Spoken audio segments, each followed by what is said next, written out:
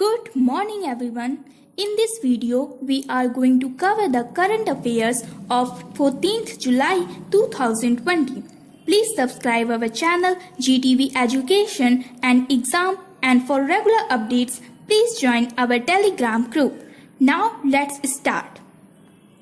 India-China to hold top corps commander level talks tomorrow.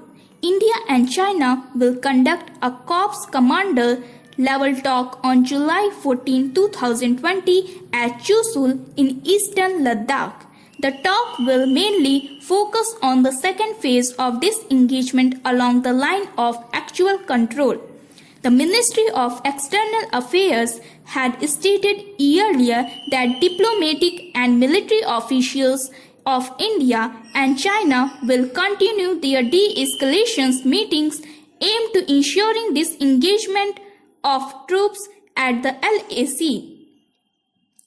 China has already reportedly pulled back its troops from several frictional points by around 2 km, including Galwan Valley, Hot Springs, and Patrolling Point 15. The Chinese army has also reduced its presence in the region of Finger Four over the last week. India's National Security Advisor Ajit Doval and Chinese Minister of Foreign Affairs Wang Yi had held in-depth discussions on July 5 over the telephone, during which they had agreed that both sides will complete ongoing disengagement process at the LAC. Bangladesh make COVID-19 negative certificate mandatory for traveling abroad. Bangladesh has made COVID-19 negative certificates mandatory for its citizens traveling abroad. The Ministry of Foreign Affairs announced on July 12, 2020 that the decision was taken during an interministerial meeting chaired by the Foreign Minister Dr. A.K. Abdul Momen.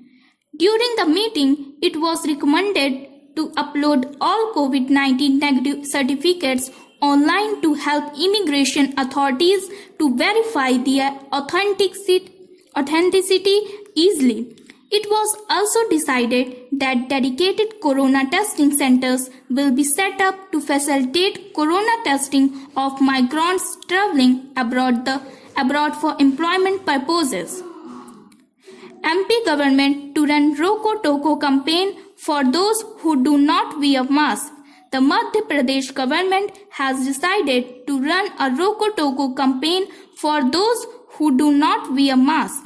Under the campaign, the district collector will select voluntary organizations which will provide masks to those who don't wear masks in public places and charge them rupees 20 per mask.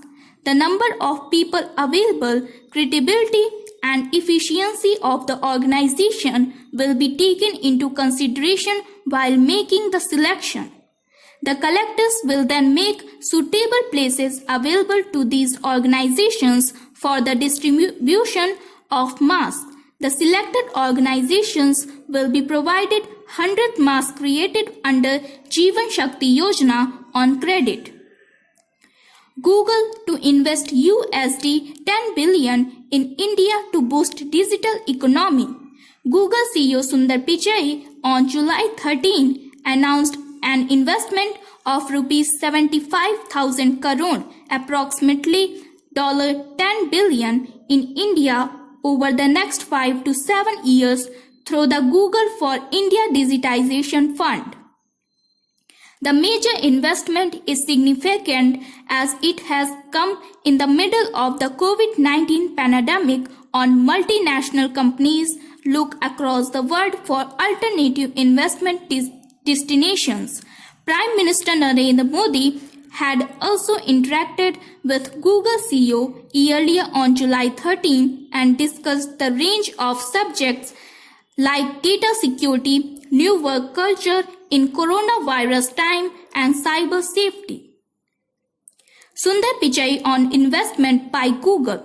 Sundar Pichai announced Google for India Digitization Fund and informed that the company will invest 75,000 crore rupees or approximately US $10 billion in India over the next 5 to 7 years. He added that the investment will be made through a mix of partnerships, equity investments, and operational infrastructure in ecosystem investments. While talking about the technological growth in India, he added that when he was young, every piece of technology brought new opportunities to learn and grow, and he always had to wait for it to arrive from someplace else. But today, people in India don't have to wait for technology to come to them. A whole new generation of technologies is happening in India first. Sundar Pichai, along with the Union Minister Ravi Shankar Prasad, attend the 6th annual edition of Google for India. He added that the investment is a reflection of our confidence in the future of India and its digital economy. Google investment will focus on 4 areas important to India's digitization: enabling affordable access to information to every Indian in their own language, building new services and products that are deeply relevant to India's unique needs, empowering business as they continue on digital transformation, leveraging technologies in artificial intelligence for social good in areas like education, health, and agriculture. Indian Army plans to order second batch of 72,000 assault rifles from US. The Indian Army has decided to place another order for 72,716 assault rifles from the United States. This will be the second batch of rifles being ordered from the US, as the first lot comprising 72,000 rifles has already been delivered to the Army. The first batch of American assault rifles will be used by the troops in Northern Command and other the operational areas. According to defense source, the Army has decided to place an order for 72,000 more of such rifles under the emergency financial powers granted by the Center to the Armed Forces amid India's ongoing border dispute with China. Key highlights: the Indian government has acquired the assault rifles under the Fast Track Procurement Program.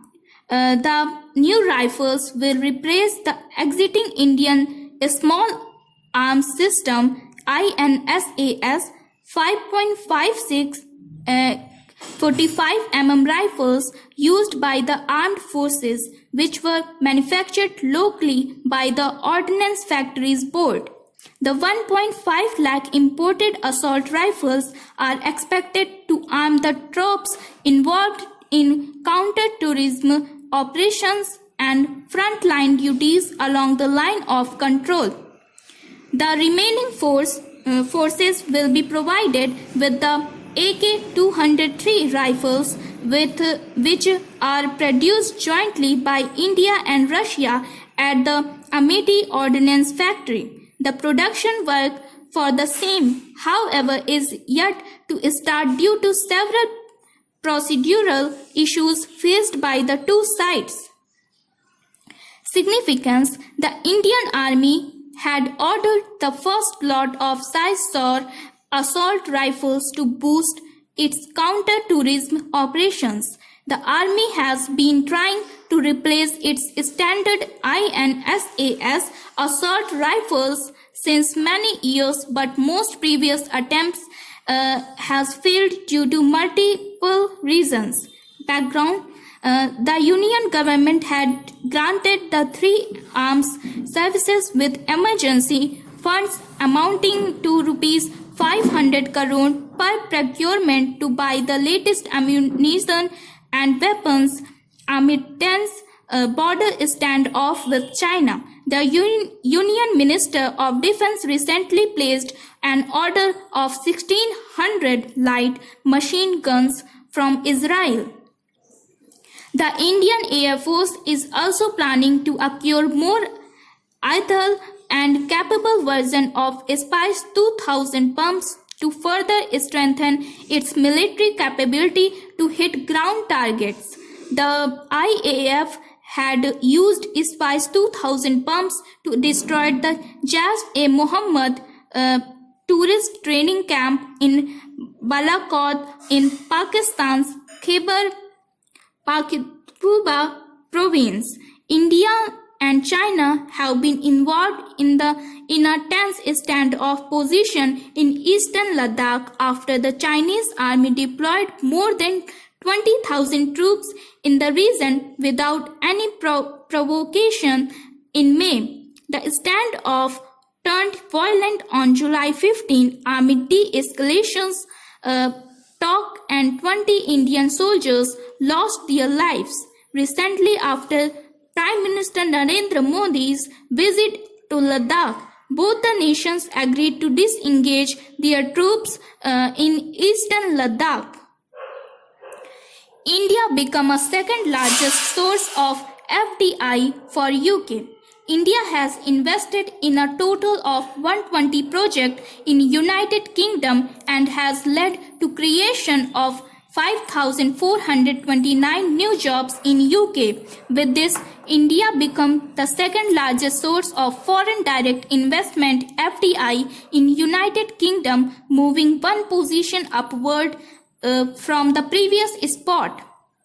Russian COVID-19 vaccine. Russia becomes first nation to complete clinical trial of coronavirus vaccine. Russia has successfully completed the human trials of coronavirus vaccine. With this, Russia has become the first country to complete the trials of COVID vaccine. The volunteers who took part in the trials will be discharged soon. The trials were aimed at showing the safety of vaccine for human health.